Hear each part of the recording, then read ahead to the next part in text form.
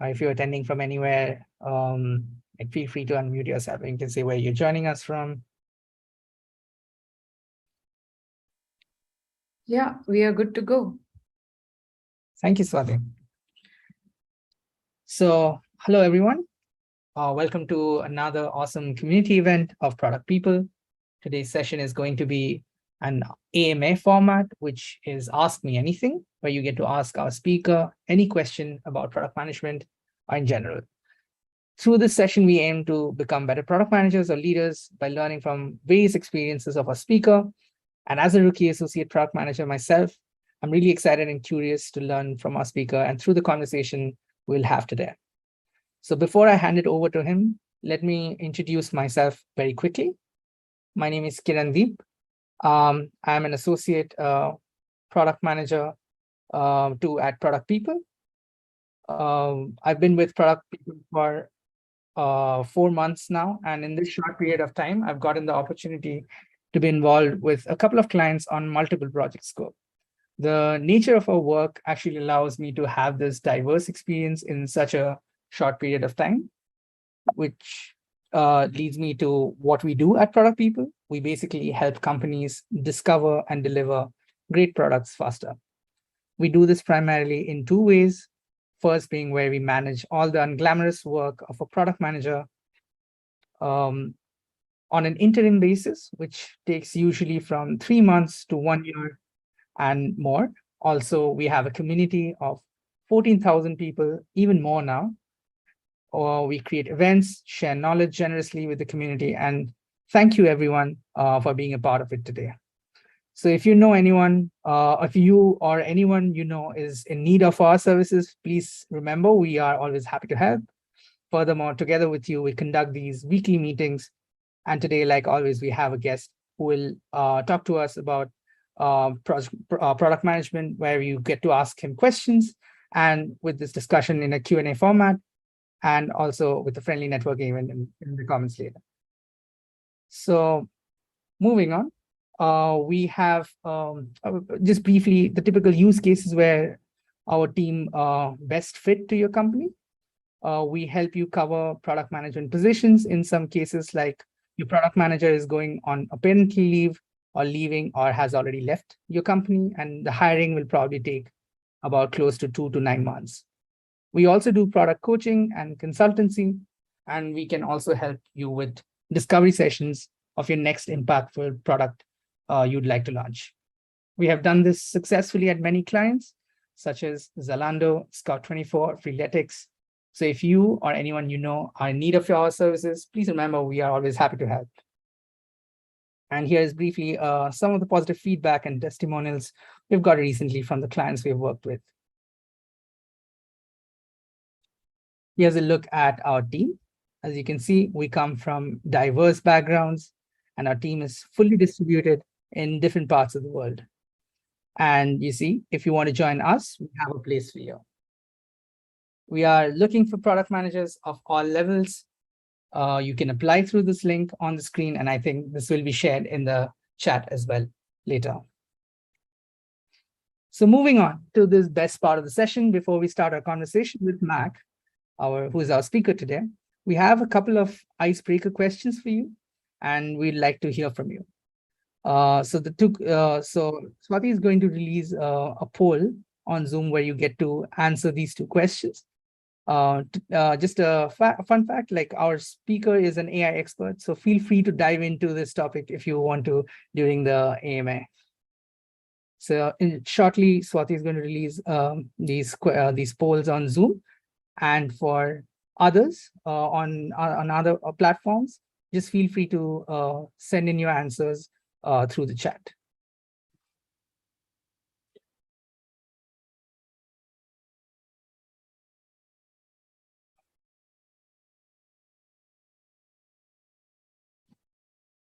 We'll probably give it a minute or so to see everyone's response to these questions. I personally feel they are very interesting, especially on the multitasking bit.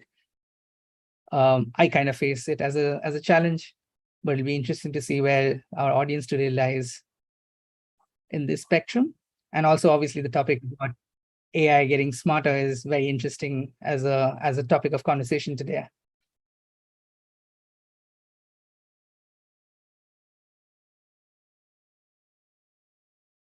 Great. So I think we can probably release the poll results.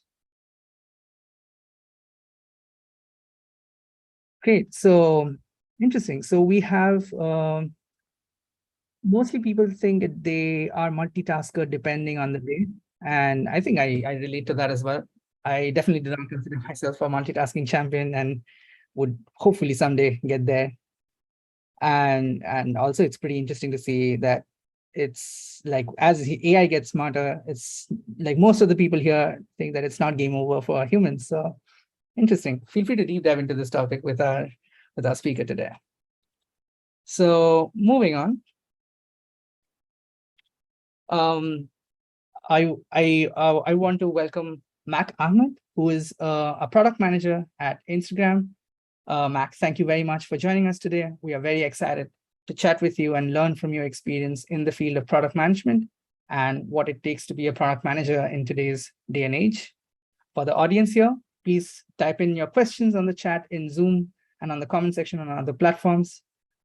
And I will set the stage with just a very introductory question from Mak, where we would love to hear a little about yourself and what made you choose to enter the world of product management. Thank you, Kiran. So yeah, my name is Mak Ahmad. I'm working on product and programs and Reels and at Instagram.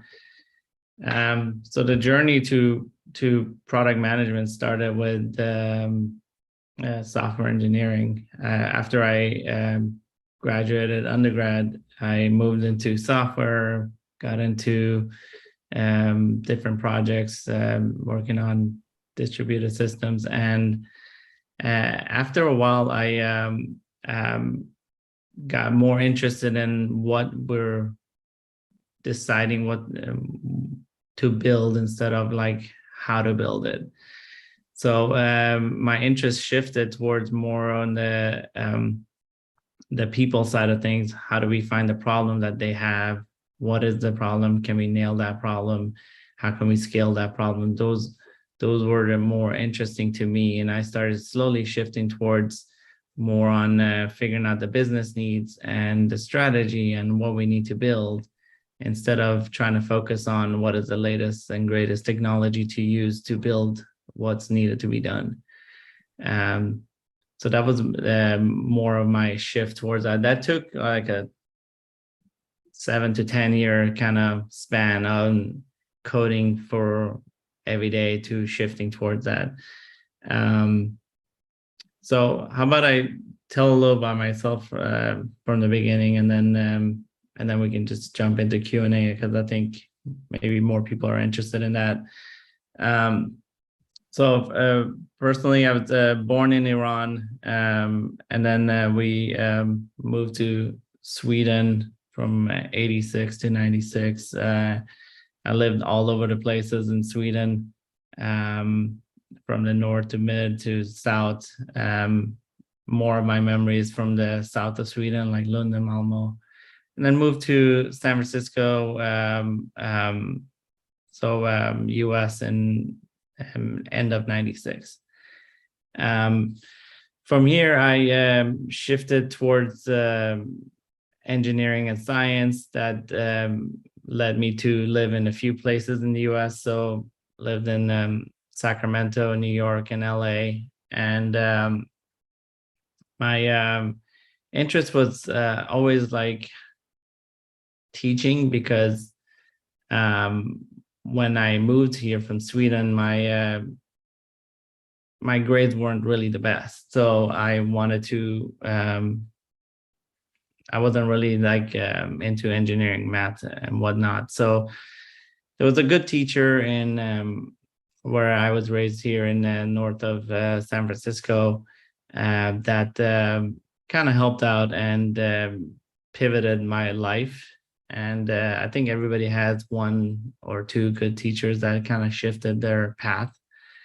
So after 6 to 10 years, like are working, I kind of try to move back into academia. So I shifted towards going back and getting my master's in computer science, working on how can I give back to academia at the same time as I work. So I have also been teaching for a couple of years at UC Davis for their graduate school of management, topics like machine learning with Python and implementing ML on the cloud and data visualization, and same thing for UC Berkeley. So trying to juggle teaching and your career at the same time has been quite interesting. And we can talk into topics like that if you're torn between academia and the industry life.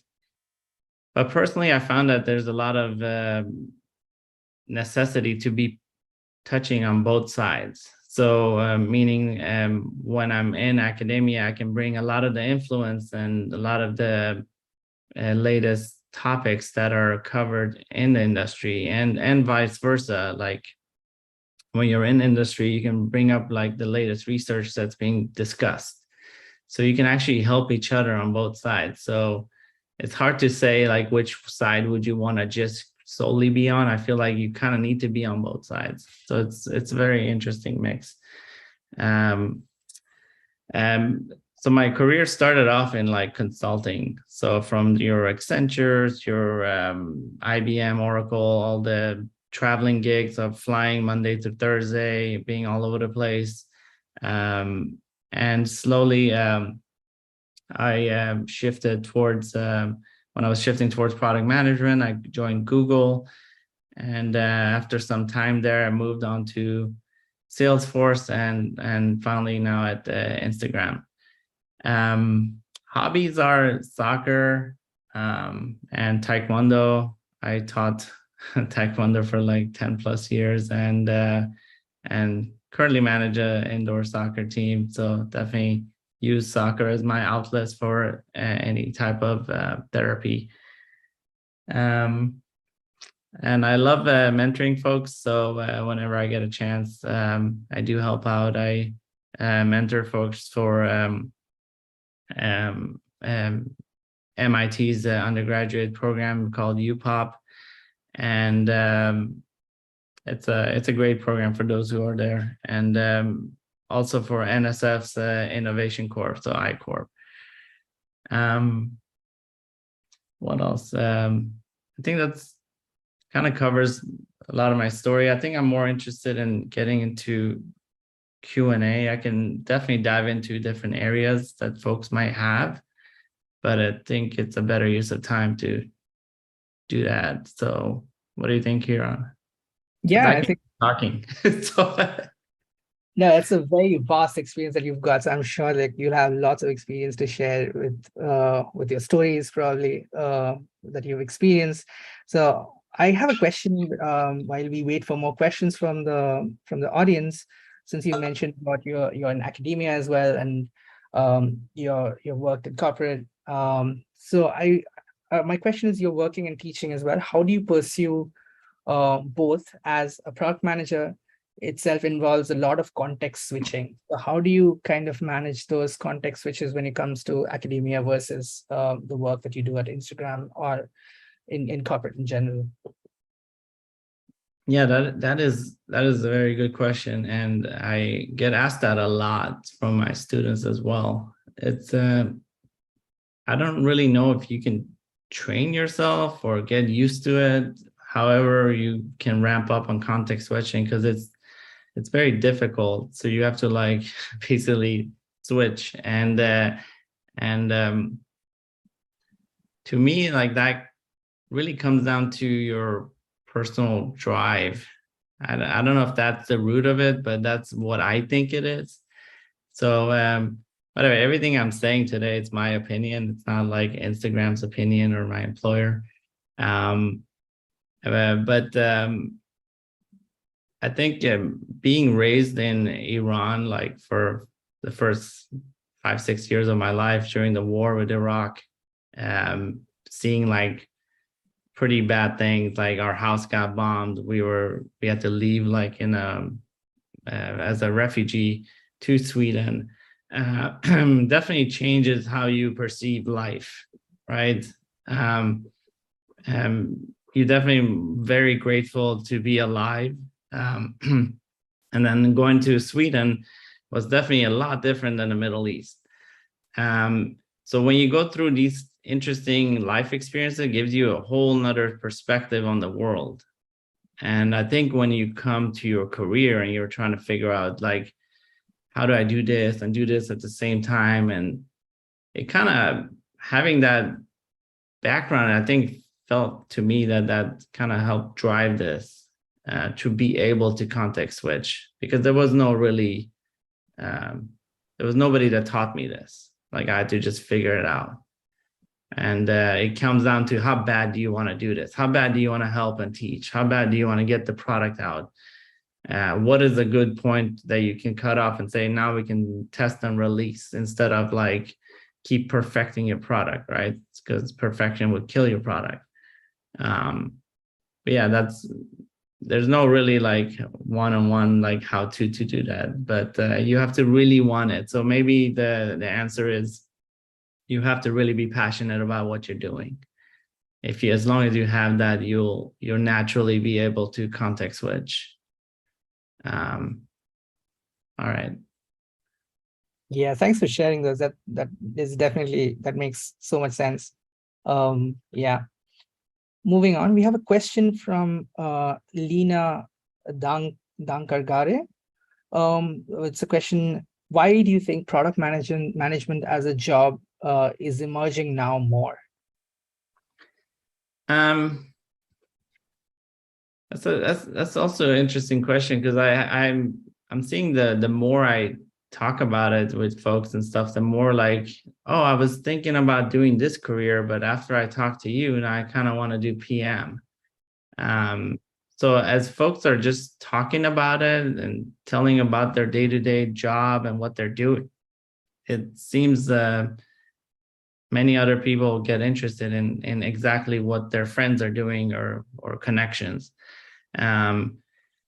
I think there's many aspects here. One is that the product manager mostly decides what's being built, right? So if you want to be in charge and understand like what to build, and those types of folks who are very entrepreneurial will attract to that. And I think a lot of folks are becoming like that naturally. And as far as like the pay gap between like compensation wise between PMs and software engineers, it's not too much different either. So there's also an incentive there. But I think the main point is that the shift is coming from seeing all these cool products that come out. Like, how did a company decide on what to build? When it's like some very innovative tool or feature, and when you see the news and conferences and all these venues, it really comes down to, this PM was thinking about this product at this point to nail this customer problem, right? And folks kind of resonate to that. We're like, I want to be able to do that someday. Like, I want to be able to build a product that thousands of people use, and nail that customer problem. So I think that's what's driving folks towards this career. And there's plenty of jobs too. That's another thing. Like, there's so many roles out there in the product management space. I always tell folks there's plenty of PM roles, but like, going through the interviews it's a bigger challenge, right? Everybody's passionate, they want to do it, but the interview process is quite another story. Okay, should we go to, hopefully that answered that. Yeah, I mean, that makes sense. And there's like, nowadays, obviously, there's a lot of PMs coming in from different backgrounds as well, not necessarily just technical background.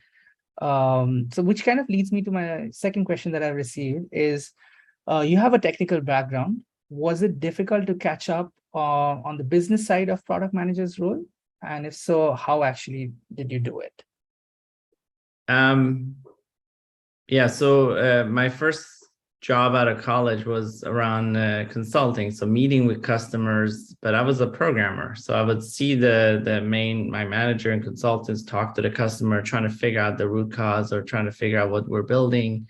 And as I was in the room trying to understand how they're deciding what to build, I was slowly learning the extroverted side of the business, where you have to understand humans, right? That's I always say that's the hardest part of like tech.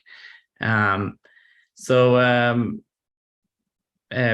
getting that exposure, it definitely helped me understand like how business works. Like I was traveling all over the place, so my business experience came from the consulting type of the world.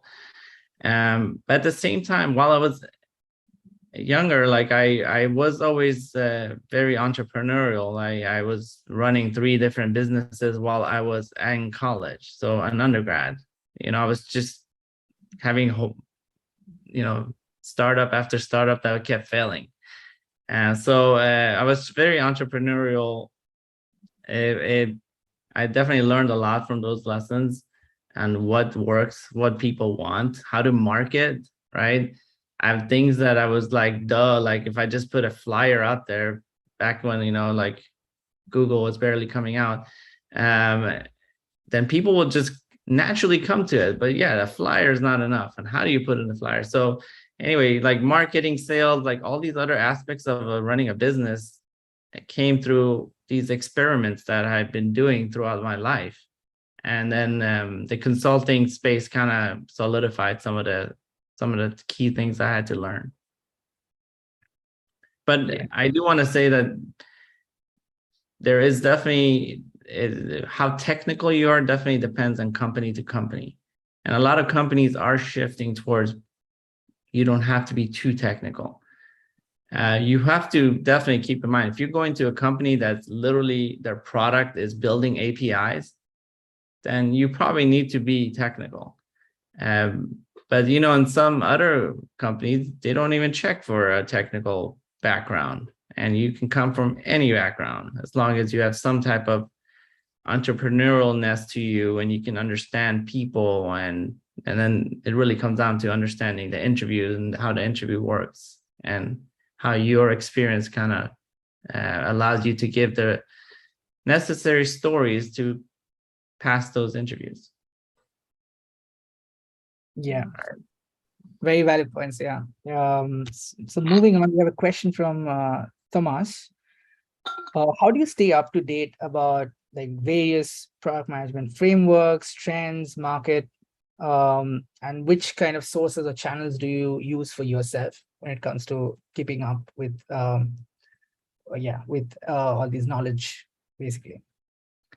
I definitely, at this point, I'm very connected with a lot of people, and I literally have a trusted set of folks that I believe are the best PMs I have worked with.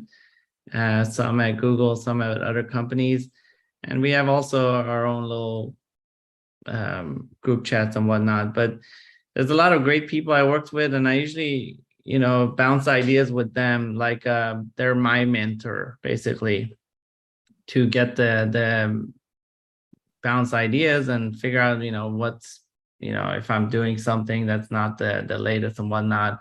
I do read different forums and try to keep up with things like that. But from my experience, the best source of advice has really been through people who's done it, and those who I worked with, and those who I trust, because some of the stuff they have delivered have been pretty impressive, and I kind of trust their judgment that way. Okay. Moving on, we have a question from Azhar. How do you convince your team that you work with to follow you?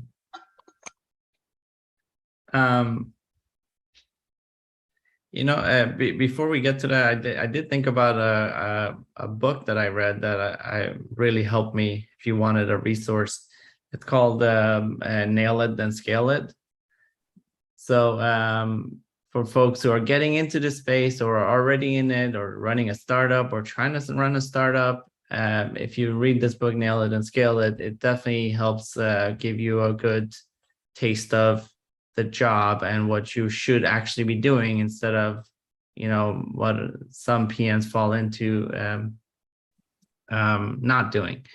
So it's very important to nail the customer problem and understand the root cause and try to see what needed to be built, because a lot of times it's not like some technical solution that most people think that, oh, we need to build this. It really could come down to the culture of a company that needs to be shifted. So it's a very interesting book. Definitely look into that, especially if you're running a startup. But that's a good resource. Now coming to your question, how do you how do you get folks to follow you? Yeah. Or How do you convince or influence your team to kind of follow you as a PM? Yeah. Okay, that's definitely a good one. And I definitely had a lot of interesting situations with that at probably every company I worked for, from Google, even Salesforce before Instagram. It really comes down to understanding why you're doing what you're doing, because as soon as you can explain why we're building this and can put a face to the story, like this is the type of person we're helping to get to this point in their life with whatever you're building, or this is how it impacts humans, it really helps sell the idea that what you're doing is very beneficial to society.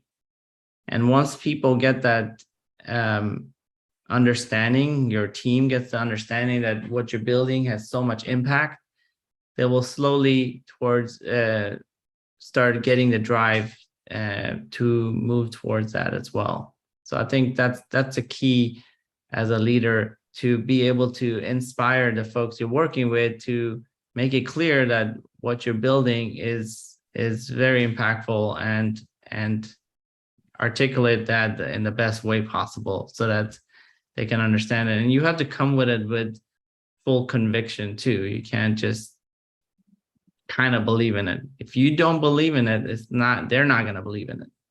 So come with it, believe in it. If you don't believe in it as a leader, try to work with your leadership and try to shift what you're building, so until you believe it yourself.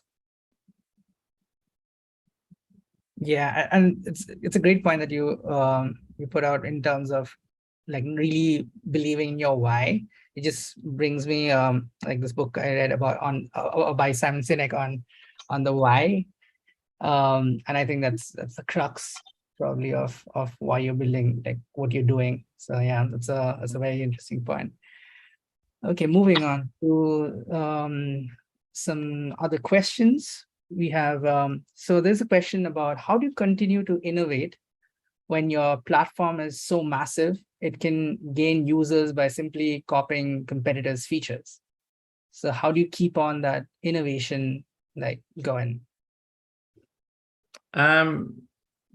I think in general, like most companies just need to keep up with the trends on how society works. And this feels like a little loaded question. So based on where I work, so can't talk too much about this, but I think you have to basically make sure that your platform is relevant, it's consumable, and you are keeping up with what people want and where they're spending their time. So innovation can come through research, can come through even other companies. So you definitely have to keep that up. Yeah. Moving on to the next question we have, like this is more on touching on the topic of rejection or failure. So how do you handle the rejection of a proposal from, let's say, an important stakeholder that you're working with? How do you handle the rejection? Yeah, I think a lot of people see folks on LinkedIn and whatnot and see how successful they may appear and whatnot. But I gotta say, like, from everyone I know and what I've been through, people have been through hundreds of rejections or thousands. So it's part of like the experience. Like you have to go through a lot of, and sometimes it's real rejection. Sometimes it's like bad luck. You were in the bad place, wrong time. Like it had nothing to do with you. So you have to learn through your career that sometimes what you were rejected for, you could have just, if you had asked someone else in the company, that next week would have been different, or next year. So part of going through this tech career, like you have to just learn to slowly start building thick skin and understanding that not everything is really in your control. You can just push as much as possible, and sometimes your ideas won't work. And it could be like maybe you're meant for a startup, maybe you're meant for a different company culture. But you have to take some time to grieve over that rejection. My outlet, I was saying in the beginning, is like playing soccer, like getting to hang out with friends, do something to get over that hump, and then just get back to work. Because I always say, use that feedback and whatever negative energy you got from whatever experience, whether it's work or life, try to use that to fuel your positive work. Try to shift that towards something productive you're doing in your life. It's not easy at all, because if your mind is somewhere else, you're going to be having a hard time to concentrate. But try to shift the negative energy to positive. It's definitely something I've been trying to do for a long time now. And this rejection question makes me think of that. Yeah, that's a very good point. Also, like, just to add on, maybe I was thinking, like, when it comes to rejections, obviously it comes from the fear of it. And then if you fear failure, maybe you don't want to fail, where, like, if you don't want to try putting it out. And I mean, ideally, you want to fail faster so that you get that feedback, and then you can, like you said, work on moving those negative things towards more positive. Yes. Speaking of fear, that's a good reminder. Like I was mentioning earlier, like where I was raised and what was going on with Iran and Iraq war, and having gone through something crazy like that, definitely takes away a little fear on dealing with product and tech and people, trying to survive. Like, here's the pitch that I have. If you don't like it, okay, let me revise and come back. I'll pitch it again. Because at the end of the day, in my mind, I'm thinking, not everybody had this experience, so they're probably not thinking about this. But like in my mind, saying, if I get rejected, I'm not gonna get killed, right? It's not like end of the world. Okay, I'm just gonna try again. It's just a bad pitch. So at the end of the day, it's just people you're working with. Your ego and your pride might get bruised, but you'll move on.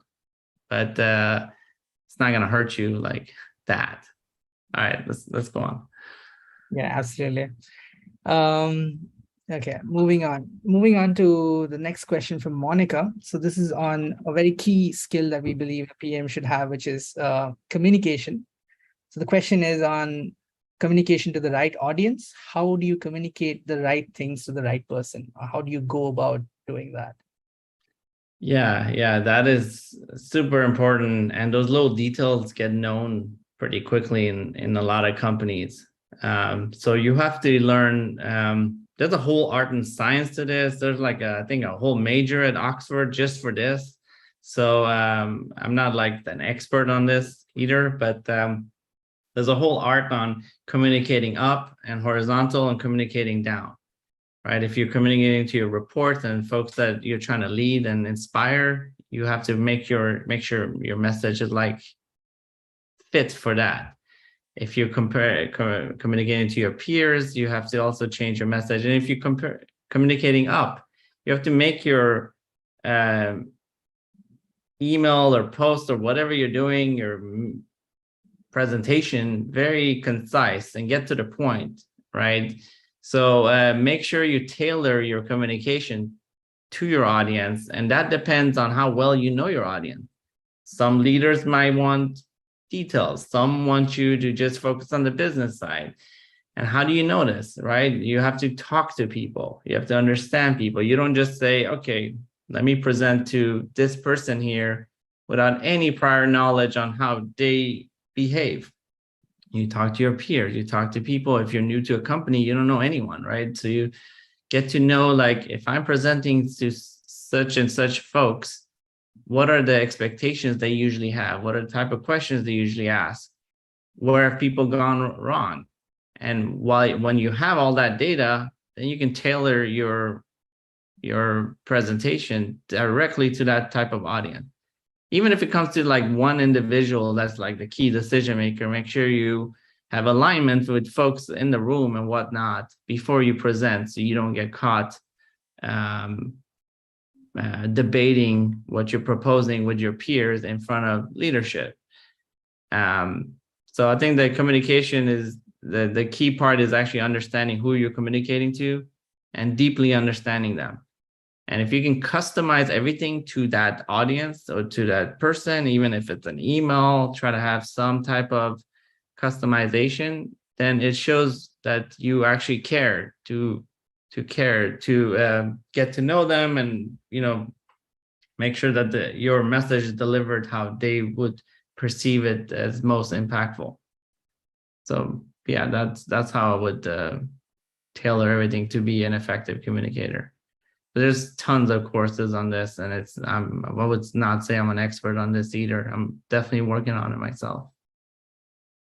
Yeah, and also I really like the fact that you said about how to communicate vertical and horizontal, and knowing the audience in terms of what to communicate. I think that's very crucial in understanding that audience in first place.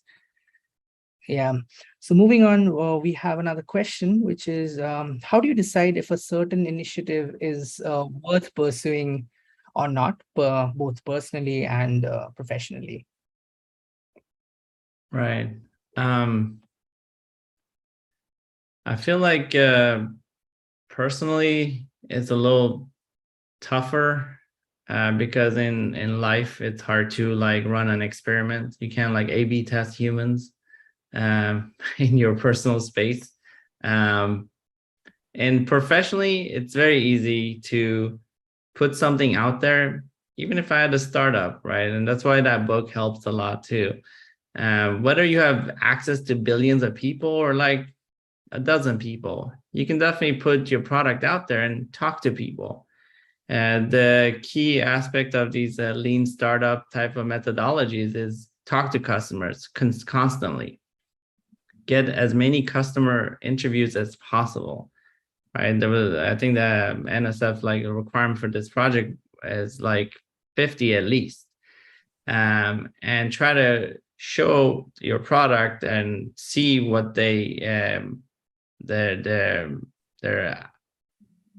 I guess the key thing is you want to innovate and have the customers validate your product, right? You don't want to go around and ask people, what would you like me to build? And they will just tell you build everything, right? You have to like have some idea of what's needed for the problem that they're having.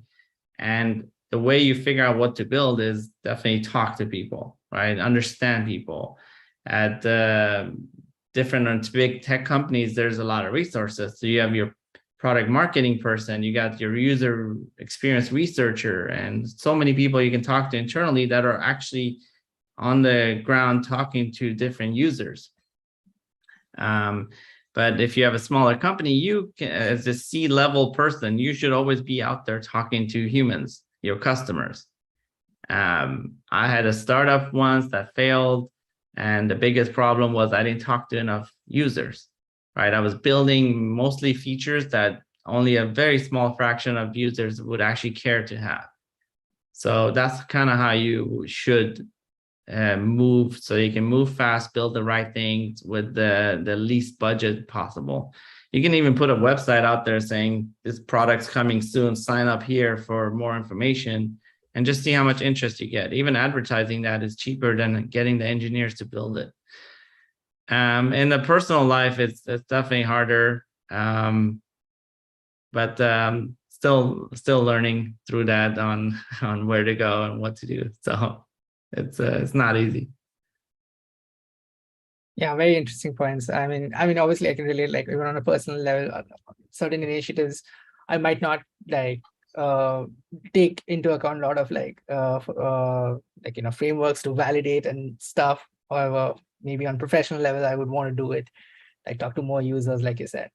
So yeah, very interesting thoughts there. I'm definitely doing a lot more research than I used to. I love the visualization space. So when it comes to personal time, what I do, what I'm interested in is it has to be something you actually love doing. So I'm trying to find in research which type of visualization area that attracts me the most. So when I dive deeper into it, it is something I'm super passionate about.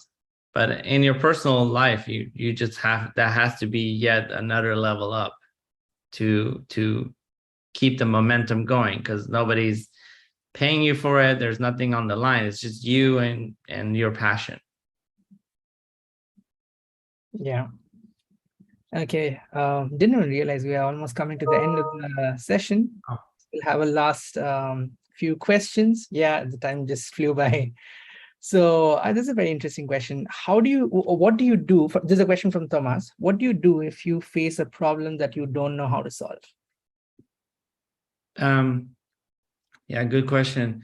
I get that probably all the time, even now. Like it just happens. Like even like 20 plus years of working, I still get caught into things. And that's where like a lot of people will have that buzzword of like, you have to be comfortable being uncomfortable. Like that is part of your learning process. And now what do you actually do? You have to research and talk to people. That's really what it comes down to. Just stay calm and relax. It's not the end of the world. Like you can literally open up to someone, a trusted peer, someone you work with. If they hear something, I don't know what to do, what has been done in the past, can you give some pointers? Is there an article internally or externally? And get some guidance from the company you're working with. If you're in a small company, you're running the show yourself, then it's really talking to some trusted mentors externally and researching.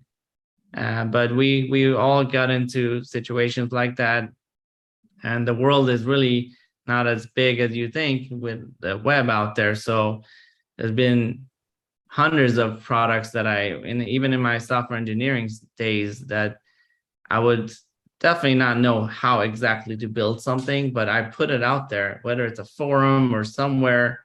And 3-4 days later, when I get some time to build it again, somebody in the world, and I've made so many friends across like Europe that build these open source frameworks and whatnot that contribute naturally with nothing in return, right? There's no like financial gain. It's like, I just want to help you get through this programming problem. You have no idea what you're doing. So there's a lot of resources around you that can help you for free even. And so you have to tap into that as well. So I know we are at time, and there's definitely a lot of questions here. So I would also suggest, I think my LinkedIn info hopefully is in the announcements and whatnot. So feel free to connect, and you can message, and I can get back to some of you through async. Yeah, thanks for stating that as well. We'll have the links for you for your LinkedIn and everything, and people can connect.